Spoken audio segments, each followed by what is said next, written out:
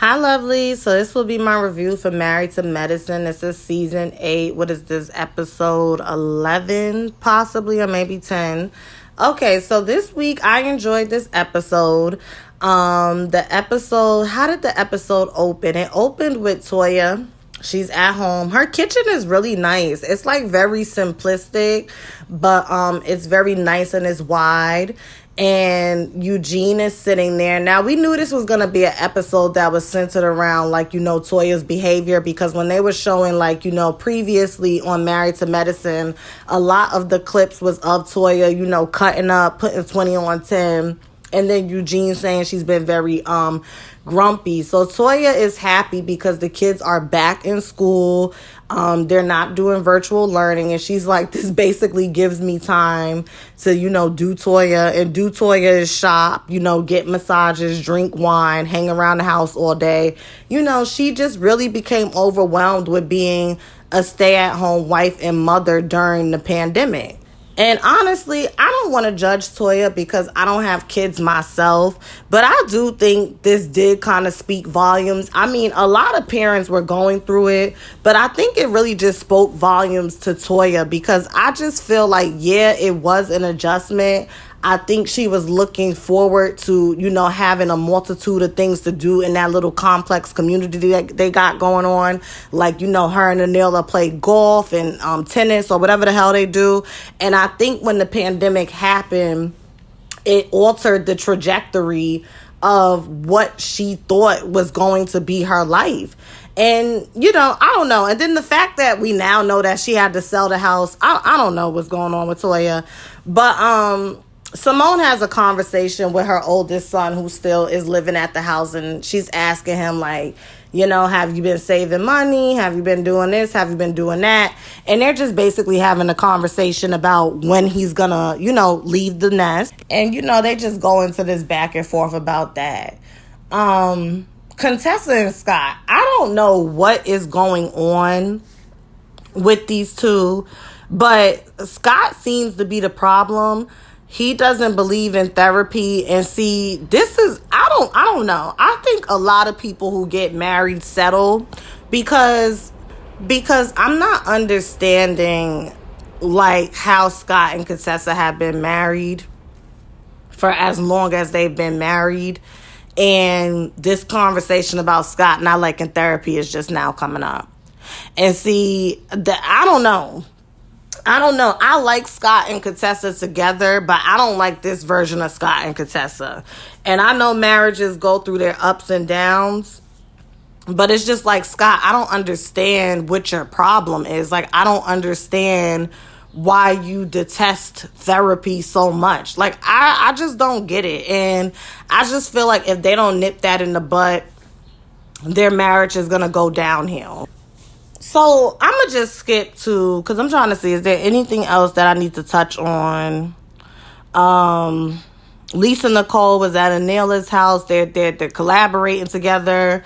Anila does the influencing. Lisa Nicole is like a fashion buyer. So they're collaborating where basically she's going to get some of Lisa Nicole's clothes and she's going to wear them and promote them. Cool.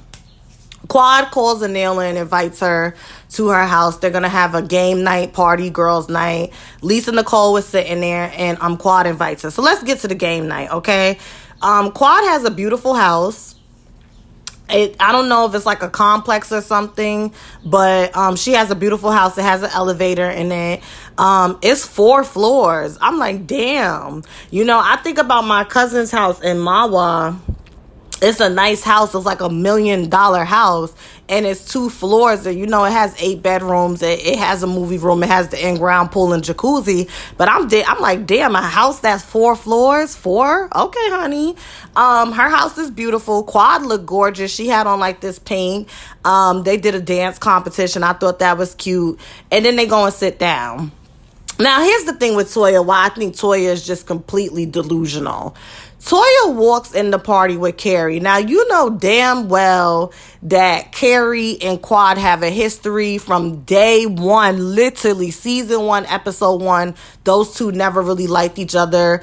Carrie was being very condescending to Quad. Remember, Quad used to be the ghetto girl. of the group who needed to be acclimated into the life of being a doctor's wife, okay? So now jump ahead 7 years later on, season 8. You bring this woman to the house, okay? She was not invited. Toya walks in and does this general fake ass, hey, how you doing? Whatever the case may be. And she bought her own alcohol. And you don't even properly greet Quad. Then they rewind the footage and they show it from a different angle, how when Kerry was talking to Quad as she came in, Toya didn't even greet Anila personally. She skipped past, and I think she hugged Contessa, who was sitting behind Anila, or hugged Simone. And Anila notated that in her confessional. So now they going upstairs, and Toya's trying to be funny, like, I want to get on the elevator, and she's on the elevator with Simone, and Simone saying, how you doing, this, that, and the third, you having fun? Well, you know you're going to have to clear the air. Simone is such a fucking instigator. She's such an instigator. Simone is always initiating these conversations where the air needs to be clear, and all we see is gunshots and gun residue, because these women are not emotionally equipped enough to have, cohesive conversations where they're able to, contain their emotions. And that's exactly what happened.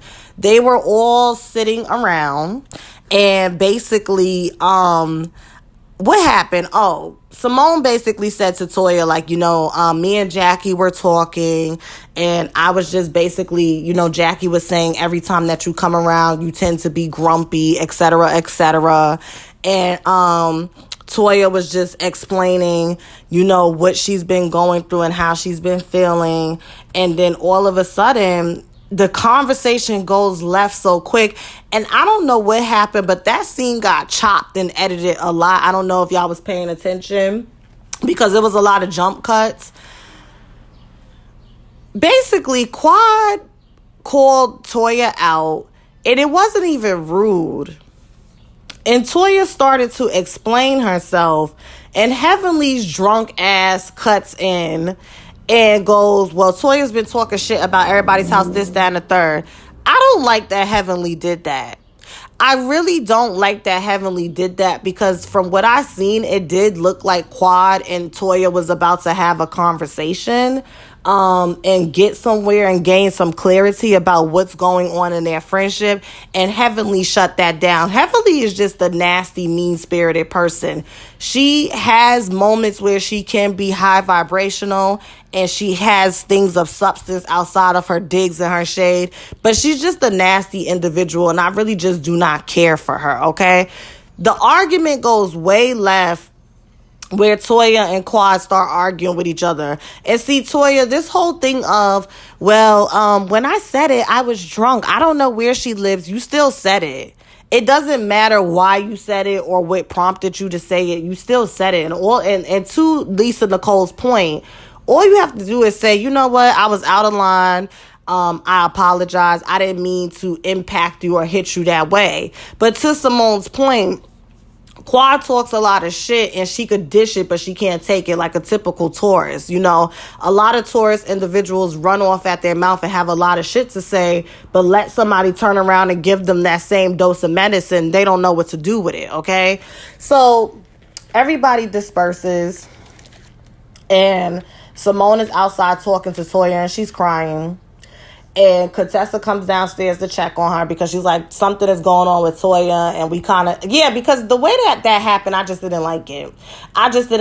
And again, we're seeing Jackie slip, because Jackie, this whole thing of sitting in the corner and not like, okay, so in your confessional, you call Heavenly messy, but you're sitting in the corner and you're not checking her right then and there. And that, I have a problem with people like that, where you can identify somebody as messy, they're a troublemaker, they're a negative Nancy behind their back, but you can't identify it in front of their face. And more importantly, when they're actually exuding the behavior right then and there, you can't step in and shut it down and be the voice of reason. So Jackie's full of shit. And Toya basically was notating that. And so did Simone. Toya makes a comment and says, Anela is supposed to be my friend, and she's sitting up there. She's not down here. You didn't even greet Anela when you came in the party. And you and Anila still have yet to really iron out that whole situation where you was talking about this girl in the complex. And because you have a well-documented history of talking about your friends and lacking coof and being so obtuse, if I was Anila, I wouldn't fuck with your ass either. So let's just call it there. I don't like how they ganged up on Toya, but Toya, you're fucking delusional. You are super duper delusional. Okay? Simone goes back upstairs and she basically is just holding the girls accountable and checking them, and then the episode just cuts off. It was weird. They chopped and edited a lot of that conversation. I could tell, that argument, whatever you want to call it. But nevertheless, it was a good episode. That's my review for this. Thank you so much for watching. Make sure you hit the thumbs up. And if you want more videos like this, make sure you subscribe and hit and enable that notification bell. And let me know what you think below in the comments. I honestly think Toya is going through something, and she's waiting for her friends to throw her an intervention or pull her to the side and ask her what's wrong. And I just think with this group of ladies, you'll have like a Simone do it, maybe a Jackie, maybe an Anila, but the rest of the girls is just like, touch and go. But thank you so much for listening. Have a good day.